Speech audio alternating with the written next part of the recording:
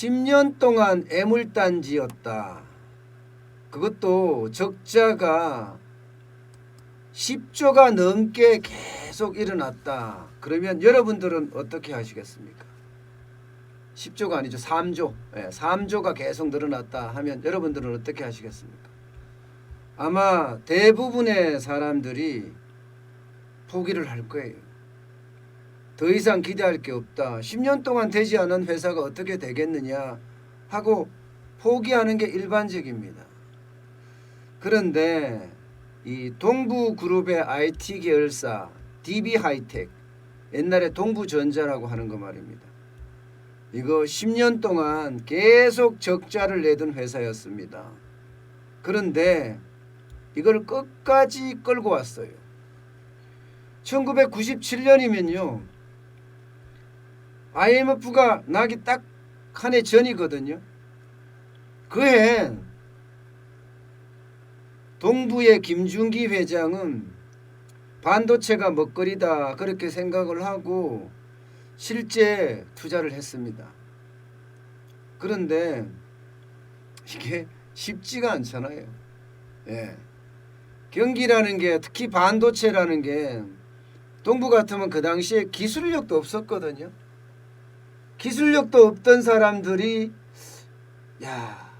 이 반도체에 들어가서 대한민국의 어떤 미래를 한번 생각을 해보겠다 했다는 자체가 계란의 바위치기입니다. 계란의 바위치기.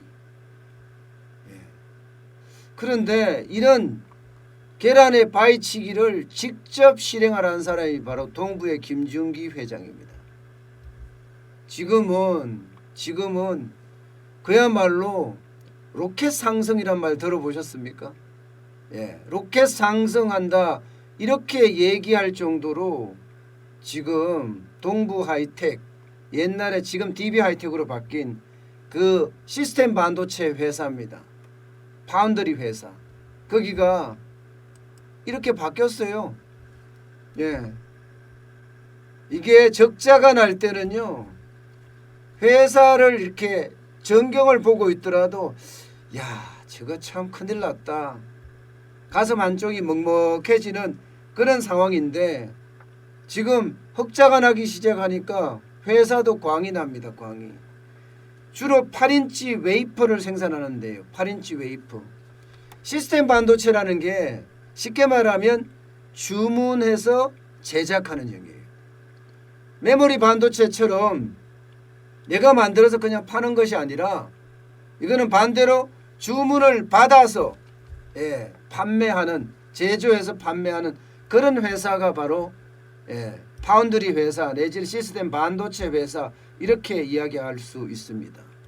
예를 들어서 인공지능 칩을 개발해달라 하면 개발해서 납품을 해주고, 사물 인터넷에 대한 칩을 만들어달라, 드론에 대한 칩을 만들어달라, 로봇에 대한 칩을 만들어달라 하면 만들어주는 게 바로 이 시스템 반도체 회사들입니다.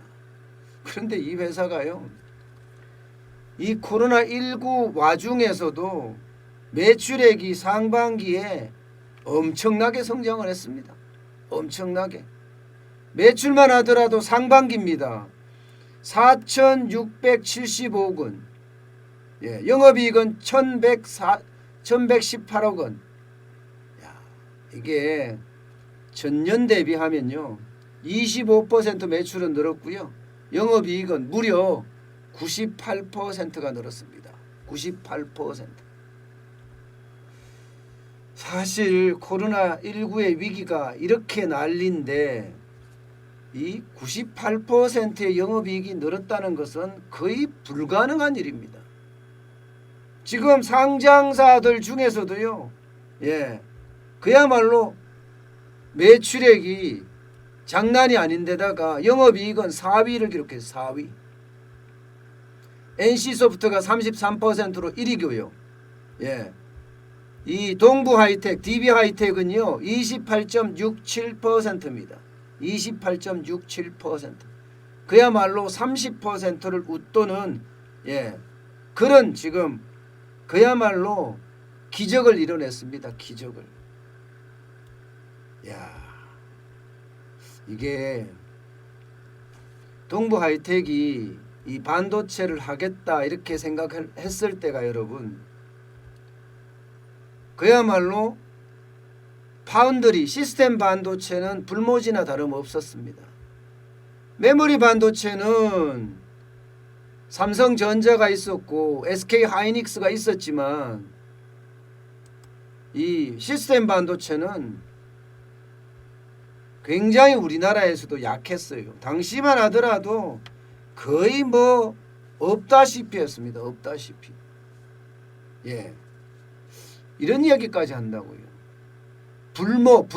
불모의 상태에서 불모라는 게 털이 없다는 이야기잖아요. 불모의 상태에서 2천억 3천억씩 1년에 적자가 나는데도 불구하고 평생 벌은 돈을 거기다가 무려 모두 다 투자했을 정도로 그야말로 뭐라고 해요? 목숨을 걸은 거죠. 목숨을 걸었어요. 누적 적자가 3조 원에 달하고요. 부채가 2조 3천억에 달했습니다. 저도 그 당시에 동부전자가 아니죠. 그건 대우전자가 동부전자였죠. 동부하이텍, DB하이텍을 취재한 적이 있어요. 단 한 번도 적자를 못 냈습니다. 삼성에서 인력을 데려다가 고액연봉으로 주면서 임원들까지 데리고 왔는데 계속 적자 투성이었습니다. 그런데도 끌고 가는 걸 보니까 진짜 이해를 못했어요. 여러분도 알지만 동부가 동부생명이라고 있죠. 동부생명, 지금 DB생명. 이게 알짜 기업입니다. 이 알짜 기업을 대상으로 해서 돈을 많이 벌었거든요. 이 벌은 돈으로 하이텍에다가 쉽게 말하면 반도체에다가 투자를 한 거죠. 망할 뻔 봤습니다. 몇 번 망할 뻔 봤어요. 그때마다 이 김준기 회장이 사죄를 출연했습니다. 2009년에는요 3,500억에 대한 사죄를 출연해서 끝까지 버텨냈죠. 그리고 그 회사의 부회장, 지금 현재 부회장이 최창식 부회장이라고 1994년에 256 메가디램 삼성에서 개발한 주력입니다. 바로 이 사람이 2012년에 합류를 해서 지금까지 이제 나름 자리를 잡은 거죠. 주변에서 평가할 때 제가 대기업인데 뭐 이렇게까지 이야기할 수도 있습니다. 근데 제가 기자 초년병 때부터 이것을 계속 봤었거든요. 그런데 포기 안 하더라고요. 이게 이 공장 하나 짓는데 말입니다. 공장 하나 짓는데 아무리 적게 들어가도 2조 원이 더 들어갑니다. 2조 원. 반도체 회사라는 게 사실상 설비 회사잖아요. 설비 회사. 이 설비를 가꾸는 데만 2조 원이 들어갑니다. 그리고 운영하는 데는 말할 것도 없이 매년 돈을 꼬라박는 그런 상태였죠.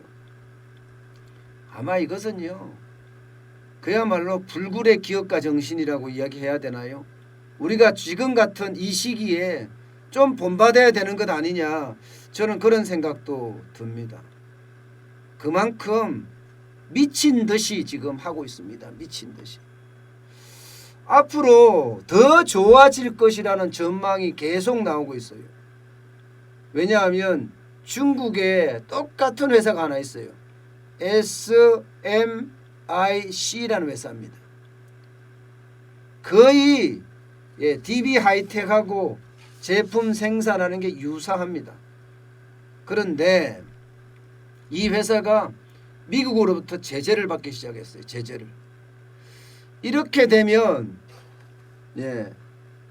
SMIC에서 생산할 수 있는 모든 이 파운드리가 지금 DB하이텍으로 몰려들 가능성이 있습니다. 그러니까 주가도 덩달아서 올라가요. 덩달아서. 주가도 보시면 계속 쭉쭉 올리고 있습니다. 쭉쭉. 지금 36,500원이에요. 36,500원. 이 그래프를 잠깐 보시면요. 그래프가 15,000원대부터 시작해서 3년 안에 3만 원까지 36,500원 2배나 올랐잖아요. 2배나. 사실 저도 동부 하이텍이 이 정도로 성장하리라고 생각 못했습니다. 저는 포기할 줄 알았어요. 계속 적자를 내니까 이게 포기 안 하고 어떻게 할 수 있겠느냐 이렇게 생각을 했었는데 그때마다 눈물을 훔치면서 본인 스스로 계속 이익을 냈습니다. 김준규 회장의 저력이 여기서 나타나는 그런 부분이기도 합니다. 이제 문제는 앞으로잖아요, 여러분. 앞으로 어떻게 될 거냐, 이게 가장 큰 관건입니다. 이게 반도체라는 것은요, 이제는 국내의 어떤 경쟁력의 문제가 아닙니다. 세계에 대한 경쟁력이, 세계에 대한 중국 업체, 미국 업체, 일본 업체, 대만 업체, 이런 업체들의 경쟁력, 다시 말해서 세계적인 경쟁력이 없으면 살아나지 못합니다. DB하이텍도 마찬가지입니다. 세계적인 경쟁력을 갖춰야 돼요. 갖추는 게 1번이 뭡니까? 1번이 인재입니다. 인재. 어떻게 좋은 인재들을 계속 끌어들일 것인가. 예, 이게 가장 큰 문제고요. 두 번째가 R&D입니다. R&D. 있는 돈 없는 돈 투자해서 R&D로 삼성이 이야기했듯이 초격차를 달성하지 못하면 절대 중국을 이길 수가 없습니다. 미중 무역 전쟁 때문에 SMIC 이 회사가 중국 회사입니다. 세계적인 회사예요. 이 회사가 지금 주춤주춤 하고 있을 때 동부 하이텍은 지금 성장하는 모양새잖아요. 아마 여기서 결정적인 어떤 한 방을 가져가야 될 겁니다. 그게 바로 R&D, 연구개발 기술력입니다. 대한민국에 여러분, 아마 여러분도 그렇고 저도 그렇고요. 이 살고자 하는 그런 생존 정신은요, 세계 1등이에요. 세계 1등. 여러분, 미국에 건너가서 옛날에 한국 사람들이 뭐 했다고 그랬습니까? 세탁소 했다고 그랬죠. 편의점 했다고 했죠. 지금은요, 한국인들이 미국에서도 이제는 세탁소나 편의점보다가는요, 오히려 그 위에 상위 단계 금융을 쥐고 흔드는 사람들도 많아졌어요. 기업을 하는 사람들도 당연히 많아졌지만 금융을 쥐고 흔드는 한국인도 많아졌을 정도로 저력은 어마무시합니다. 아마 그런 저력이 발산되는 것 아니냐, 저는 그렇게 생각해요. 아마 여러분도 가지고 있고 저도 가지고 있습니다. 우린 그런 저력을 발산시켜서 이 코로나 경제 위기도 함께 극복해야 되지 않겠습니까? 10년 동안 애물단지였던 회사를 버텨서 지금의 DB하이텍으로 만든 김준기 회장도 있잖아요. 돈이 많아서 버틴다. 여러분, 돈의 단위는요, 없는 사람이나 있는 사람이나 돈의 단위는 똑같습니다. 없는 사람은 만 원이 굉장히 소중한 돈이고요. 있는 사람은 마찬가지로 뭐 10만 원이 굉장히 소중한 돈이다.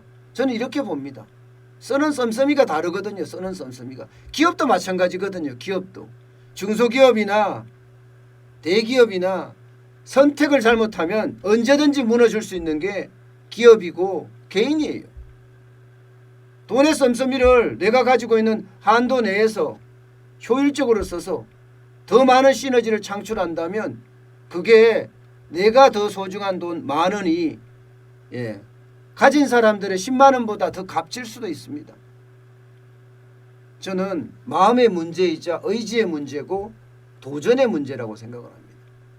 이 코로나19의 위기에서는요, 지금 우리가 도전하지 않으면 결국은 도태하고 만다. 저는 그런 생각을 해봅니다. 네.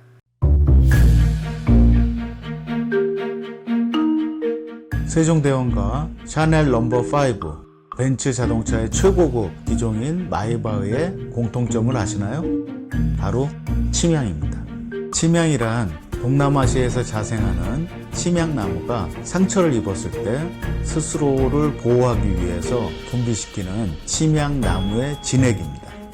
진침향은 태국산 침향과 러시아산 녹용, 그리고 국산 홍삼, 백봉령, 산수유, 당귀, 숙지향, 꿀로 이루어진 치명환으로 만성 피로나 또 스트레스, 기력이 저하된 직장인분들, 또 수험생들, 연세 드신 어르신분들이 드시면 좋은 환입니다. 진치명 여러분들께 자신있게 권해드립니다.